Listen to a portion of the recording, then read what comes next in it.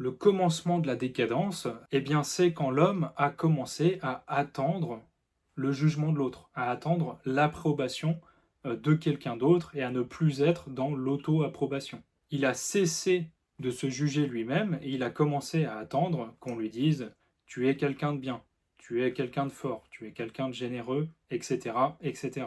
C'est ça le début de la décadence. Nietzsche nous dit qu'autrefois, la morale des nobles était la morale justement de l'auto-approbation, donc des personnes qui avaient une morale créatrice et qui se jugeaient eux-mêmes, qui avaient aussi la responsabilité entière, totale, de leurs propres actions. Mais ensuite, nous dit-il, les faibles ont pris le pouvoir, non pas avec des armes, mais avec des mots, avec la parole.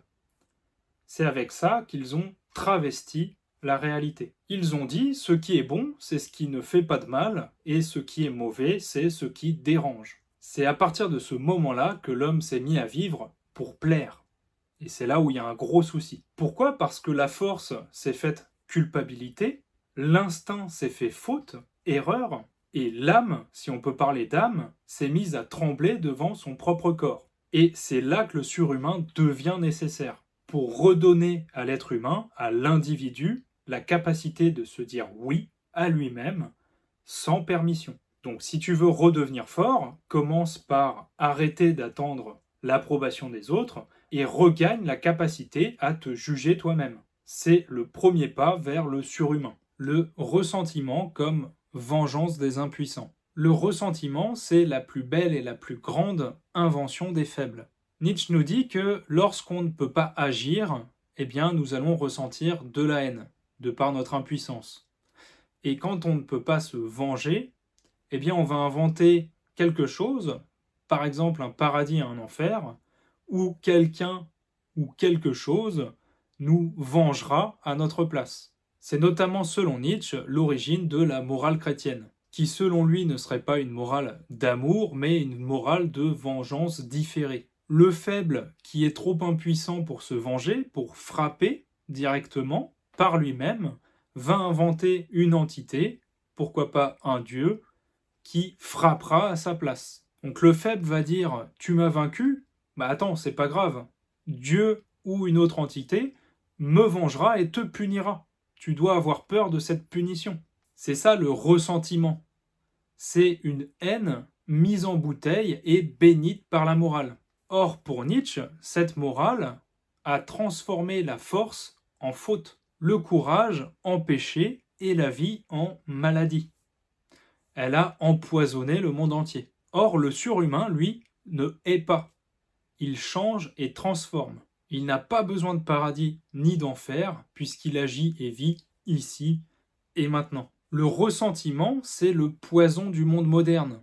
Il est absolument présent partout.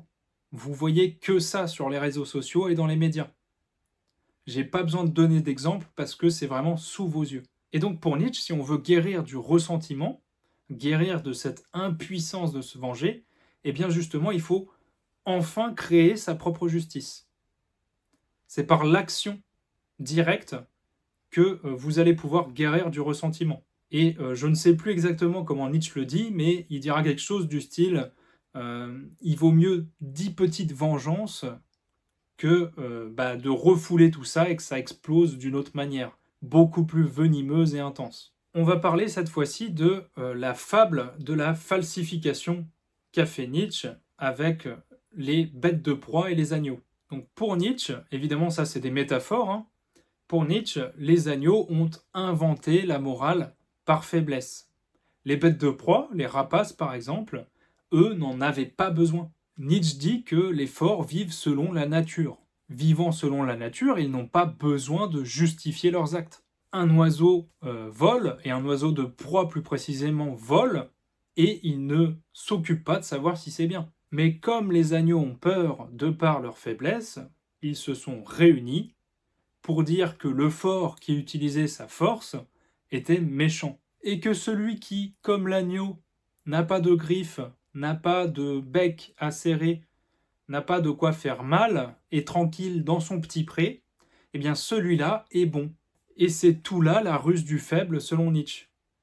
c'est faire passer la faiblesse pour quelque chose de vertueux. C'est se cacher derrière une logique fallacieuse de dire que si je ne peux pas, c'est seulement parce que je ne veux pas. Or, le surhumain, c'est celui qui va venir déchirer ce mensonge. C'est celui qui va dire « je ne suis pas un agneau, je suis la foudre ». Donc si tu veux tendre vers le surhumain, il faut déjà que tu commences par arrêter de nier ta force. Cette fois-ci, on va parler du mensonge du libre arbitre. Nietzsche dit qu'il n'y a pas d'être derrière l'agir, puisque l'agir est tout. Pourtant, les faibles ont inventé le libre arbitre. Pourquoi est-ce qu'ils ont fait ça? Tout simplement pour rendre le fort coupable d'être fort. Si l'homme fort agit par nature, on ne peut pas le condamner d'être fort. Mais si on dit qu'il a choisi d'être fort, alors là, on peut le condamner. On peut le juger. C'est la ruse quasi parfaite. On invente une liberté imaginaire qui nous permet d'enchaîner les êtres vivants. Le libre arbitre, c'est la laisse imaginaire de la morale. C'est ce qui fait que, par exemple, un lion croit avoir choisi sa cage. Or, le surhumain va rejeter cette illusion. Lui, il ne choisit pas sa nature, il la vit, tout simplement. Il va dire oui à ce qu'il est, même lorsque ça dérange les autres. Donc, le libre arbitre, c'est un peu un conte qui permet d'apprendre et de forcer l'apprentissage de la honte d'être soi. Et la vérité, c'est que tu es déjà ce que tu refuses d'être. Alors pourquoi est-ce que le surhumain est nécessaire? Eh bien, regarde autour de toi, prends le temps d'observer, tu verras que il n'y a plus grand monde qui croit en Dieu, mais qu'il y a encore grand monde qui croit à la morale des esclaves. L'homme n'a plus peur du diable, mais il a peur d'être lui-même. Il veut être aimé, approuvé, validé, donc il ne crée plus, il ne fait que commenter, et il ne vit plus, il ne fait que réagir. C'est ça le dernier homme, c'est celui qui a remplacé la grandeur par le confort, le risque par la sécurité, et la volonté de puissance par la volonté de ne pas déranger. Or, le surhumain naît parce que ce spectacle est absolument insupportable. Parce que, pour certains, l'esprit étouffe dans la morale du troupeau. Le surhumain, c'est pas du tout un super-héros. C'est juste un homme qui ose dire oui à sa vie et oui aussi à sa douleur. C'est un être qui ne fuit plus le tragique, mais qui le transforme en force. Si le dernier homme va dire qu'il a inventé le bonheur, le surhumain dira lui que le dernier homme a tué la vie en inventant le bonheur. À vous de voir ce que vous préférez. Quand le fort devient l'esclave de l'esclave. Est-ce que vous savez ce qui est pire que la faiblesse?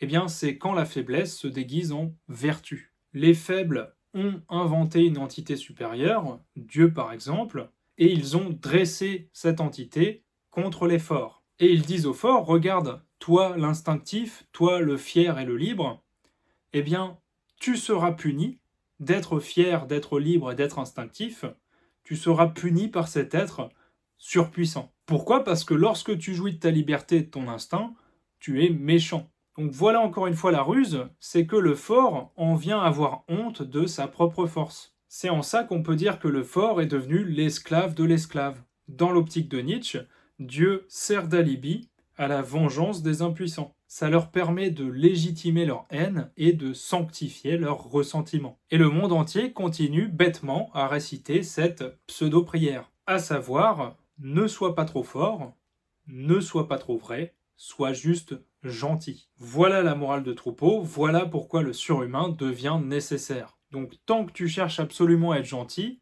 c'est que tu es soumis à la morale d'esclave, c'est que tu n'es pas libre et que tu es domestiqué. Nietzsche dit « Dieu est mort ».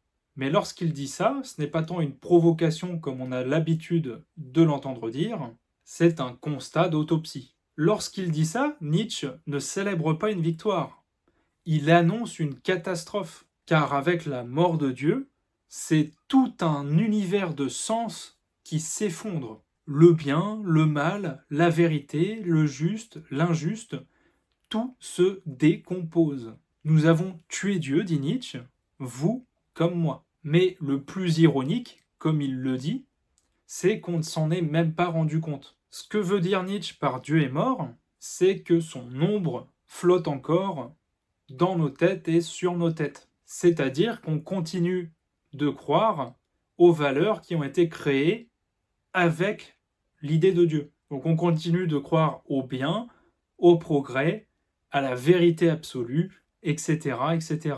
En gros, on a juste changé le costume de la religion. Le problème pour Nietzsche, ce n'est pas que Dieu soit mort, c'est que l'homme n'ait toujours pas eu le courage et la force de prendre sa place. Tout simplement parce qu'on n'est pas encore assez vivant pour supporter sa mort. Le nihilisme ou l'art du grand vertige. Pour Nietzsche, quand Dieu meurt, il ne laisse pas un héritage, il laisse un vide. Et c'est ce que Nietzsche va appeler le nihilisme, c'est-à-dire ici la perte du sens. En gros, c'est le moment où l'homme comprend qu'il n'y a pas d'arrière-monde, qu'il n'y a aucune vérité qui l'attend et qu'il n'y a pas de sens en soi. Alors il tombe et s'abîme dans une chute permanente. Certains, avec cette absence de sens, vont s'effondrer et d'autres s'inventent des ersatz de Dieu. Le progrès, la science, l'histoire, la morale, etc., etc. Ce que Nietzsche appellera des idoles conceptuelles. En gros, cette période, c'est le moment où le nihilisme notamment comprend qu'il n'y a aucun sens en soi, et que si lui ne met pas du sens, si lui ne met pas de la lumière, s'il ne remplit pas ce vide, personne ne le fera à sa place. Le problème, c'est que le nihilisme, lui, ne voudra pas, n'aura pas la force de mettre cette lumière dans ce vide. Lui, il aura juste du ressentiment et l'envie de tout détruire et de s'auto-détruire. C'est là que naît le surhumain, cependant. Le surhumain, au bord de ce vide, il va dire oui à ce vide. Il va dire oui à ce vide et il va le remplir en étant créateur. Alors on m'a demandé ce que c'était que les ombres de Dieu chez Nietzsche. Donc je vais y répondre ici. Donc Dieu est mort pour Nietzsche, mais ses ombres dansent encore, vivent encore. Pour Nietzsche, il va falloir des siècles avant que l'homme ne se débarrasse de ses ombres. Et que sont ces ombres? Eh bien, ce sont les valeurs directement reliées au ressentiment, selon Nietzsche. Ce sont toutes les illusions morales de bien, de mauvais, de bon, de juste, de vérité, de mensonge, etc. Et c'est aussi la peur d'être soi. Car pour Nietzsche, même sans religion, on continue de juger avec des catégories religieuses, notamment en France chrétienne. On dit très aisément c'est bien, c'est mal, c'est juste, c'est pas juste, sans savoir d'où ces mots viennent. Donc Nietzsche dit que c'est pas Dieu qu'il faut vaincre, puisque on l'a déjà tué. Ce qu'il faut vaincre, c'est son fantôme dans notre esprit. Tant qu'on continue de croire que la vie doit avoir un sens en soi, un sens absolu, voire universel, on vit encore dans son ombre. Oserais-je dire même, on vit dans sa tombe. Donc pour Nietzsche, la mort de Dieu ne suffit pas, il faut encore enterrer ses valeurs. C'est ce qui permettra derrière de créer des valeurs, de donner du sens par soi-même, pour soi-même, etc. Mais tout en reconnaissant que la vie elle-même n'a pas de sens en tant que telle. Devenir Dieu soi-même. Si on a tué Dieu, c'est à nous qu'il incombe de recréer le monde. C'est ce que dira Nietzsche quand, je cite, il dira, si je me trompe pas trop, ne nous faut-il pas devenir nous-mêmes des dieux pour être dignes de cet acte? Fin de citation. À savoir l'acte d'avoir tué Dieu. La mort de Dieu chez Nietzsche n'est pas la fin du sacré, c'est sa transmutation. Il n'y a plus de ciel à adorer, mais il y a une terre à glorifier. Parce que, je cite, le surhumain est le sens de la terre. Le surhumain, c'est celui qui se met tel un funambule au-dessus du vide, au-dessus de l'absence de sens, et qui dit « je suis le sens, c'est moi le sens ». En gros, ce n'est pas un croyant en tant que tel, mais un créateur. Il ne dit pas « je crois », mais « je crée ». C'est ça, je pense, l'héritage du crime que Nietzsche nous explique, à savoir devenir assez fort pour porter la responsabilité d'un monde désormais sans maître. C'est donc à vous de mériter son trône. Dieu est mort, et avec lui, l'illusion des sens. Alors quand je dis Dieu est mort, déjà je l'emprunte à Nietzsche évidemment, et c'est pas pour faire du blasphème, c'est pour faire un état des lieux. Le souci, c'est qu'avec sa mort, encore une fois, tout tombe, toutes les valeurs tombent. Le bien, le juste, le vrai, etc. En gros, tout perd de sa valeur, et quand tout perd de sa valeur, ça a un nom, ça s'appelle le nihilisme. Alors non, le nihilisme, c'est pas une phase d'ado rebelle comme on a tendance à le vulgariser et à le dire, c'est totalement débile. C'est pas la période Dark Sasuke, hein. c'est la perte objective de toute finalité. On a aboli le monde vérité, sauf qu'en abolissant le monde vérité, on a aboli le monde des apparences aussi. Le nihilisme, c'est pas dire tout bêtement tout est faux. C'est ne plus avoir de réponse à la question à quoi bon, c'est-à-dire ne plus avoir de sens et de direction pour sa vie. Et donc là, soit on choisit de s'effondrer, soit on essaye de se redresser. En gros, soit on écrit la suite de l'histoire, on décide de le faire, soit on se dissout dans le troupeau, et peu à peu vers la mort. Si Dieu est mort, à midi, je n'ai plus d'ombre où me cacher. Alors qu'est-ce que le nihilisme passif? En gros, c'est ne rien vouloir, mais continuer à scroller quand même. Un nihiliste passif, c'est quelqu'un qui ne croit plus aux arrière-mondes, mais pour autant qui n'ose pas habiter le monde actuel. C'est un aquabon qui n'a plus aucune réponse, qui n'a plus de vitalité. Il ne veut plus rien en soi, mais ne plus rien vouloir, c'est toujours vouloir quelque chose, à savoir une volonté de néant. Quand on ne veut plus rien, c'est qu'on a peur de vouloir quelque chose de soi. Alors commencez à vouloir quelque chose pour vous, et avoir le courage de le vouloir. Le dernier homme. Le dernier homme, c'est la forme suprême du nihilisme passif. C'est celui qui ne croit plus en rien, mais qui veut rester confortable. Lorsqu'il dit « nous avons inventé le bonheur », comprenez par là qu'ils ont supprimé tout le risque. Mais supprimer tout le risque, c'est ne plus avoir de profondeur. Puisqu'il ne veut plus souffrir, ça signifie qu'il ne veut plus devenir. Le dernier homme ne veut plus rien, sauf le fait que rien ne lui arrive. Mais une paix sans tragique n'est pas de la sagesse, c'est une capitulation. Alors il faut savoir que le dernier homme n'est pas seulement fatigué, il veut en finir avec le vivant. D'ailleurs, Nietzsche le décrit comme la vie qui veut en finir avec elle-même. Le dernier homme, c'est la vie domestiquée, sans excès, sans danger, sans création. C'est une vie qui s'éteint tout doucement. Il n'y a plus d'héros, plus de feu, plus d'épreuves, car le dernier homme remplace le devenir par la répétition. En ce sens, je pense qu'on peut dire que le dernier homme n'est pas le futur, mais bien plutôt l'après-vie, soit l'extinction de la flamme humaine. Et le dernier homme ne va pas s'en plaindre. Pour lui, c'est même quelque chose de plutôt agréable. Alors pourquoi est-ce qu'il nous faut le surhumain? Si le dernier homme, c'est le choix de la fin, le surhumain, c'est la réponse à ce choix de la fin. On a besoin du surhumain pour sauver la vie de sa propre lassitude. Là où le dernier homme ne veut que le repos, le surhumain, lui, veut la danse. Si le premier fuit la douleur, le deuxième en fait une énergie. Le premier veut finir, veut se finir, le deuxième veut devenir. Le dernier homme, c'est la vie qui veut mourir, tandis que le surhumain étant sa réponse, c'est la mort qui veut apprendre à vivre. Alors maintenant, c'est à vous de choisir, et à moi aussi, soit on finit comme un troupeau, soit on recommence à être créateur. Soit comme le dernier homme, on dit assez, je n'en peux plus, soit comme le surhumain, on dit encore, avant moi, il n'y a pas eu de psychologie. C'est une phrase qu'a écrit Nietzsche, et je ne sais pas si vous vous rendez compte du poids de cette phrase. Il n'est pas en train de dire qu'on a amélioré, enfin qu'il a amélioré la psychologie, il est en train de dire qu'avant lui, il n'y avait pas de psychologie.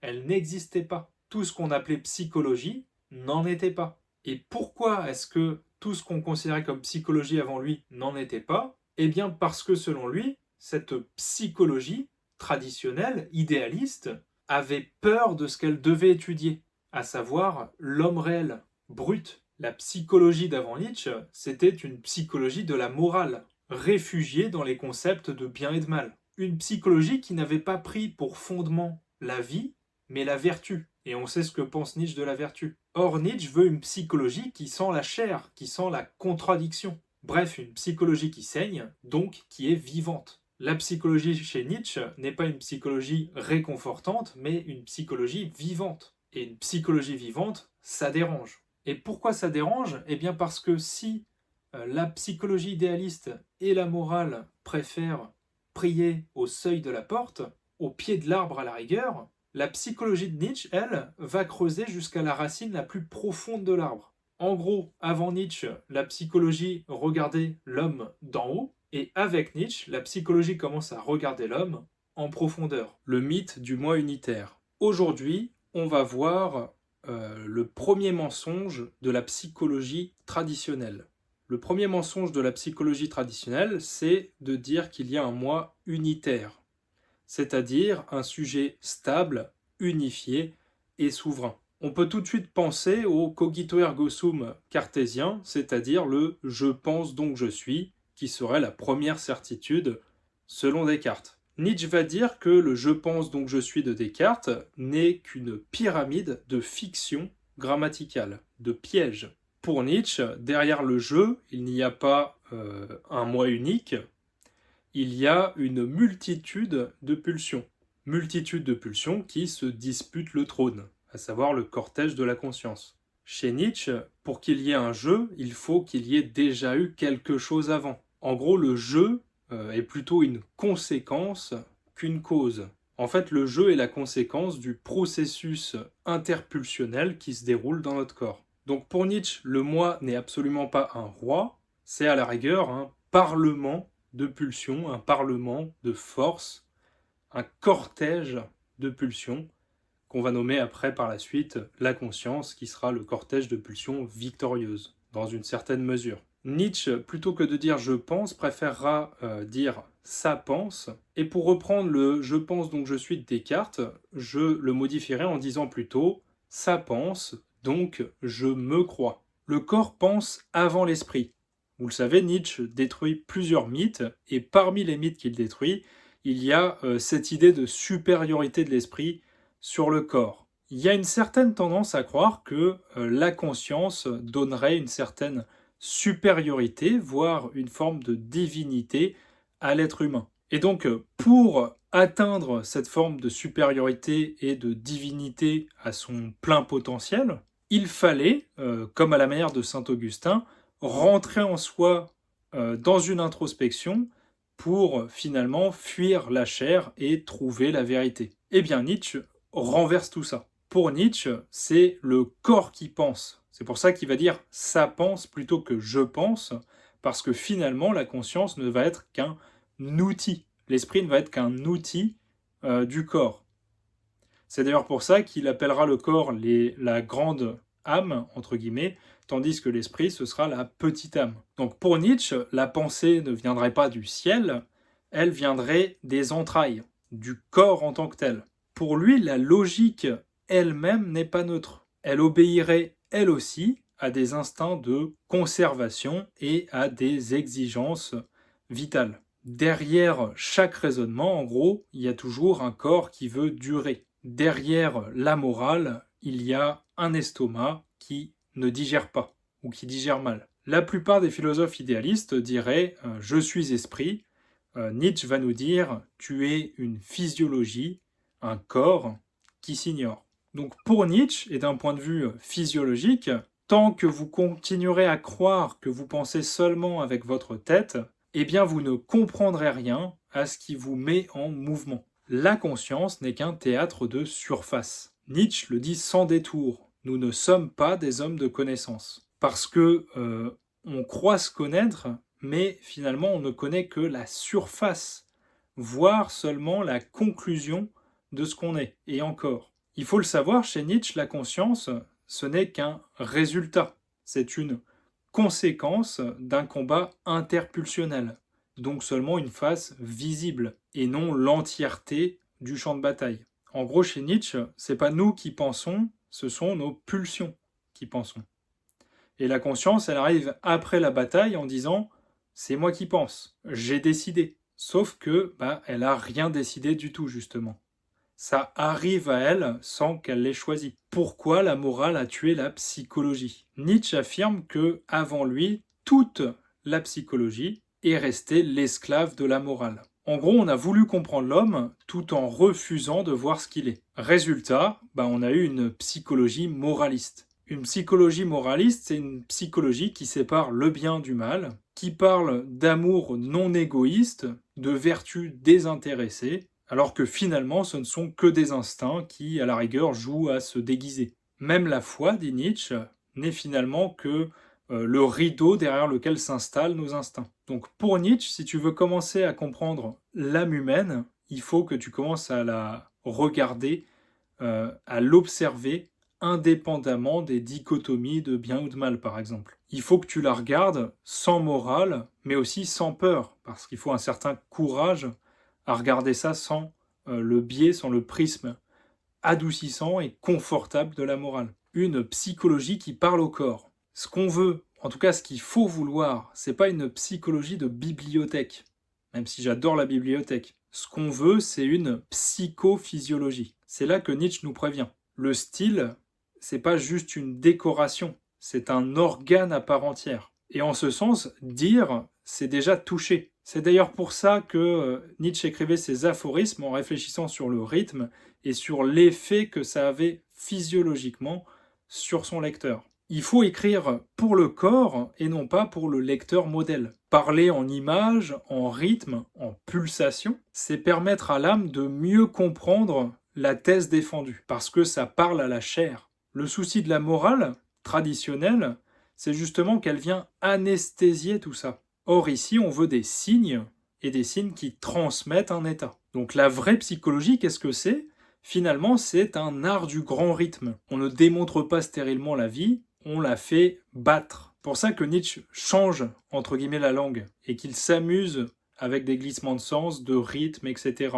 C'est pour que la pensée redevienne physique. En gros, si tes idées n'ont pas un impact physiologique, si ça ne fait pas accélérer ou ralentir le pouls, c'est que c'est peut-être pas des idées, c'est plutôt des sédatifs, avec de la moraline. Volonté de puissance, c'est ce qui interprète en nous. La volonté de puissance n'est pas la volonté psychologique de Saint-Augustin. C'est le principe dynamique de tout vivant. Pour Nietzsche, tout ce qui vit interprète. Un affect, c'est un état du corps qui est devenu visible et lisible. La pensée n'est rien d'autre qu'un rapport entre les instincts. Et en gros, chaque pulsion veut dominer et s'imposer comme la fin dernière, comme la souveraine fin. La pulsion, parfois commande, parfois transmet, parfois exécute.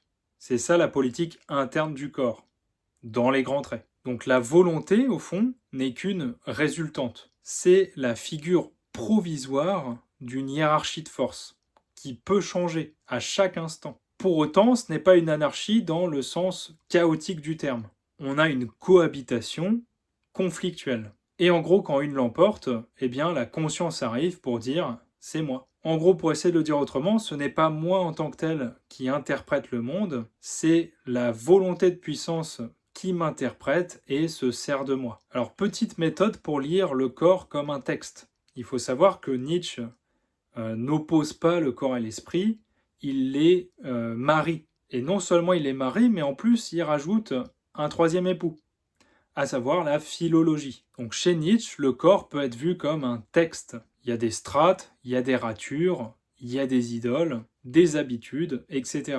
Donc pour lui, il faut le lire un peu comme un manuscrit antique, en cherchant les interprétations qui l'ont façonné. La méthode donnée par Nietzsche, c'est tout simplement la généalogie. En gros, il faut remonter du symptôme jusqu'au régime d'instinct qui l'ont façonné, en tout cas qui l'ont produit. Donc, on peut se poser plusieurs questions. Par exemple, quelle est la valeur qui a créé cette idée ? Quel appétit gagne à ce discours ? Et ça permet de faire cesser de voir la vérité comme un absolu et de transformer finalement la vérité comme une physiologie de la croyance. Et en faisant ça, eh bien, on peut voir que la morale, au sens de moraline, ressemble à ce qu'elle est, à savoir une diète qui a affamé le corps. En gros, pour comprendre une idée, il ne faut pas la juger en tant que telle, mais prendre sa température. Alors je réponds ici à une petite question qu'on m'a posée. À quoi sert la psychophysiologie pour le surhumain ? Alors déjà, allez voir ma vidéo sur la psychologie et le surhumain, donc le rapport entre psychologie et surhumain. Il y a une vidéo et un chapitre complet sur ma chaîne sur ce sujet. Et ensuite, pour répondre, ce n'est pas pour réparer l'homme, mais pour reconfigurer sa puissance. La psychophysiologie donne plusieurs leviers. Premier levier, on essaye d'identifier les instincts dominants. Deuxième levier, on purge les idoles, à savoir les valeurs qu'on a héritées, par exemple de la culture, de la famille, etc., et qui nous affaiblissent. Je précise que toute valeur héritée n'est pas mauvaise. Troisièmement, on re-hiérarchise les forces en faveur de ce qui augmente la vie. Donc la volonté de vivre et le désir de vivre et la joie de vivre. Donc la psychologie apprend aussi à créer des valeurs. Et créer des valeurs, qu'est-ce que c'est? C'est recomposer la physiologie. C'est finalement changer ce qu'on célèbre au quotidien, changer ce qu'on peut au quotidien. Quand Nietzsche dit, je cite, c'est autour des inventeurs de nouvelles valeurs que tourne le monde, fin de citation, ce n'est certainement pas parce qu'il prêche que Nietzsche dit ça, mais parce qu'ils incarnent un autre agencement de force. Et c'est d'ailleurs pour ça que Nietzsche dit dans une certaine mesure que le criminel, c'est un vivier de pulsions qu'il nous faut conserver pour potentiellement un jour sauver l'humanité. Un exemple parmi tant d'autres. Le surhumain ne tombe pas du ciel, encore une fois. Il se fabrique dans la chair. Et il se fabrique dans la chair par une politique interne de pulsion, c'est-à-dire une esthétique de l'âme et donc une éthique de la surcroissance. En gros, ce que nous dit Nietzsche, ce qu'il faut retenir ici, c'est que vis-à-vis du surhumain, si tu veux des idées neuves, il faut d'abord changer de corps. Et changer de corps, qu'est-ce que ça veut dire? On n'est pas en train de se transplanter sur un autre corps. Changer de corps, ça veut dire réagence tes forces intérieures. Et pour réagencer ces forces intérieures, eh bien, il faut travailler, par exemple, sur son alimentation, sa pratique sportive, etc., etc. Il nous faut tuer le réflexe métaphysique. Alors, qu'est-ce que le réflexe métaphysique? Eh bien, c'est adoucir ou encore travestir la réalité. C'est inventer un arrière-monde, comme par exemple le paradis, c'est inventer des idoles conceptuelles, comme le progrès, c'est peindre par-dessus la douleur, comme cache-misère, etc.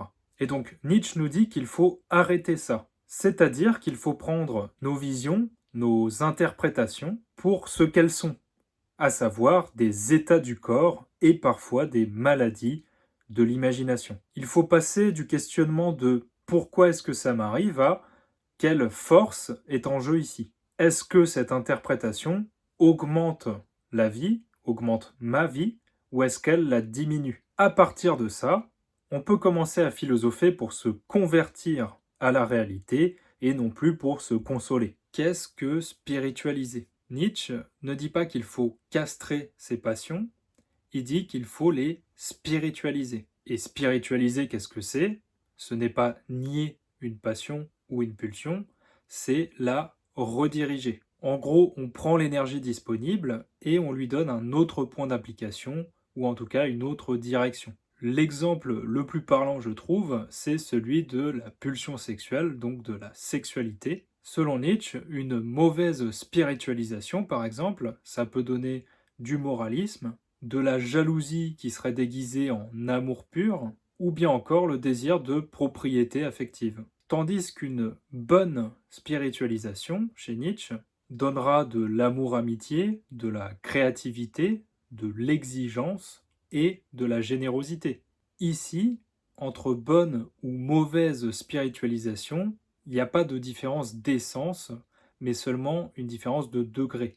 Le but n'est pas d'éteindre le feu, mais d'amener de la chaleur. Pour le dire autrement, avec une autre image, l'objectif n'est pas d'éteindre la tempête, c'est de l'utiliser comme un vent portant. En gros, chez Nietzsche, on ne brise pas ces pulsions, on les accorde ou on les réaccorde encore et encore selon les besoins. La grande santé. Quelle est ma mesure de puissance? Eh bien, c'est la quantité de croyances fixes dont j'ai besoin pour ne pas m'effondrer. Et évidemment, moins j'en ai besoin et plus je suis fort. Il faut savoir que chez Nietzsche, la grande santé n'exclut ni l'épreuve, ni la maladie. On pourrait plutôt dire qu'elle les digère. Ce qui ne me tue pas me rend plus fort, c'est pas juste un adage qu'on prend de Nietzsche, c'est carrément un métabolisme en tant que tel. Pour résumer la grande santé en quelques points, je dirais que c'est premièrement prendre des risques sans se dissoudre dedans. Deuxièmement, ce serait souffrir sans sombrer, sans verser